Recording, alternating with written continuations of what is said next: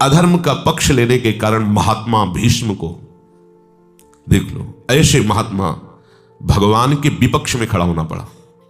अधर्म के कारण ही सभा में उत्तर नहीं दे पाए थे द्रौपदी जी को। अधर्म के कारण ही महात्मा द्रोण का गला काटा गया। वो स्वयं में अधर्म नहीं कर रहे थे, लेकिन अधर्म का पक्ष लिए हुए थे।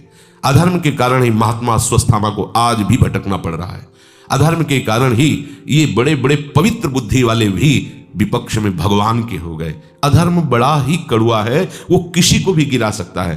पर आजकल अपने लोग केवल धन पर लक्ष्य रखने वाले हम ये समझते हैं कि जैसे भी धन आ जाए बस हम सुखी हो जाएंगे। पर भूल है, जो आपके पास धर्म का नमक रोटी हो और खाओ तो देखो परिवार स्वस्थ रहेगा, आप शांत रहोगे, आपके हृदय में ऐसा एक बल रहेगा। धर्मो रक्षति रक्षतः, धर्म स्वयं आपकी रक्षा कर लेगा। एक बल रहेगा। धर्मात्मा पुरुष के पास एक धर्म का बल होता है, और अधर्मी बलहीन होता है। बाहर का वो नाटक बल का करता है, वो घमंड दिखाता है, लेकिन आंतरिक बलहीन होता है। तो गृहस्थ की अन्न की शुद्धि तभी मानी जाती जब धर्म की कमाई से। अगर आप 8 घंटे के पैसे लेते हैं तो 8 घंटे 10 मिनट मेहनत कीजिए। 8 घंटे में 10 मिनट कमी पे छुट्टी की चाह मत कीजिए, खूब मेहनत कीजिए। अगर आप उसके पैसे लेते हैं तो वैसा आप सच्ची समझ लो, आप अगर किसी से भी थोड़ी भी बेईमानी करेंगे तो वो बेईमानी आपको अपने ही परिवार में चुभने वाला काम पैदा कर देगी। देख लेना, पुत्र अगर सही मार्ग से चलता है तो पिता का हृदय शीतल होता है। अधर्म की कमाई की तो पहले वही बुद्धि बिगाड़ी जाएगी जिनको देखकर आप जलो, जिनके मोह में आपने अधर्म किया वही तुम्हें ऐसा दुख देंगे कि तुम्हें एक ही उपाय केवल दिखाई देगा कि बस मृत्यु ही सही उपाय है। अब क्या करें, पत्नी अनुकूल नहीं, पुत्र प्रतिकूल जा रहा है, सारा का सारा कमाया हुआ हमारा धन व्यर्थ जा रहा है। जिनको मैं सुखी करना चाहता था वो दुख के मार्ग में जा रहे। अधर्म कभी किसी को शांति प्रदान नहीं कर सकता, ये ध्यान रखिए।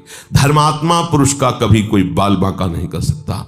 5 थे, 5 के 5 सुरक्षित रहे, और वो कितने थे 100, सांप के सांप मरे। सबका अधर्म का नाश निश्चित है। थोड़े दिन के लिए भूल जाओ, थोड़े दिन के लिए फूल लो, आपको लगेगा कि बहुत बढ़िया चल रहा है, लेकिन उसका परिणाम आपके लिए हानिकारक होगा। भजन करने वाले गृहस्थ को पवित्र कमाई पर ध्यान देना चाहिए।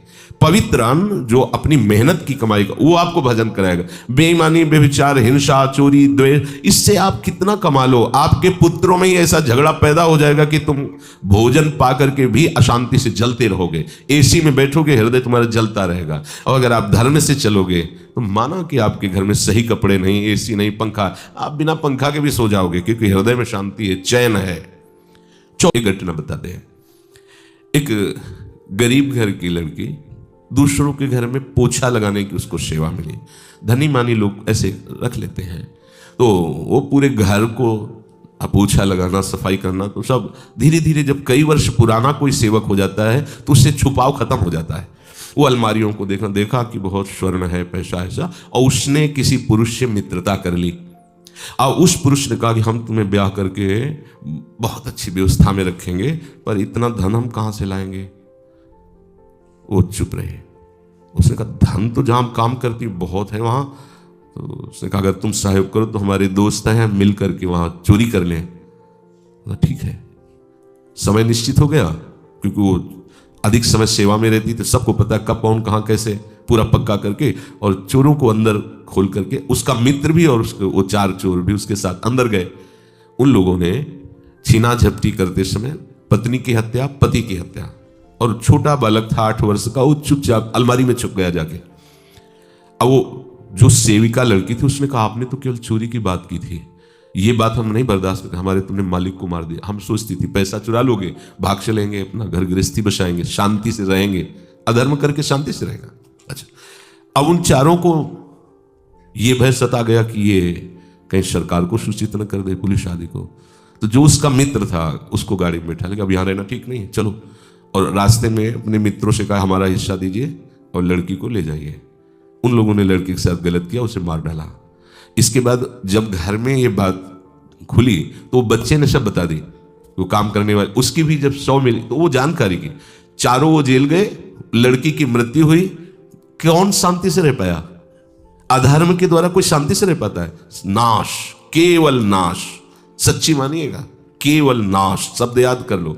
100 रुपया भी अधर्म का आएगा तो 1 लाख तुम्हारे चौपट कर देगा। ये मत समझो कि 1 लाख और 100 हो गए। नहीं, 100 आया है ना तो तुम्हें 100 करके जाएगा, तुम्हें श्मशान बना देगा। पहले के लोग डरते थे, हमने गांव में देखा है, जैसे भूल से उनके पास 10 रुपया गिनती में ज्यादा आ गए, वो कहते थे पानी तभी पिएंगे जब 10 वापस करे आएंगे। उनके पास जाते हो, राम राम भैया, ये तुम्हारे 10 रुपया ज्यादा गिनती में आ गए। वो ईमान के कारण नहीं, उनको पता है अधर्म का 10 है हमारे ऊपर, कोई ना कोई बवाल खड़ा कर देगा। और आज अपने लोगों की बुद्धि ऐसी मलिन होती जा रही कि चाहे जैसे रुपये आवे, आना चाहिए तो आएगा, तो पर लेके जाएगा पूरे परिवार को अशांत, पूरे जीवन भर। अब वो चारों पूरे जीवन भर जेल में सड़ेंगे, वो मर गई, दुर्गति को प्राप्त होगी। क्योंकि असत क्रिया, असत धारणा, असत चिंतन, किसी को भी अधर्म के पैसे से सुख नहीं मिलता, अच्छे से समझ लो। अधर्म की चेष्टा तुम्हें कभी शांति प्रदान नहीं कर सकती। लगेगा जरूर कि आप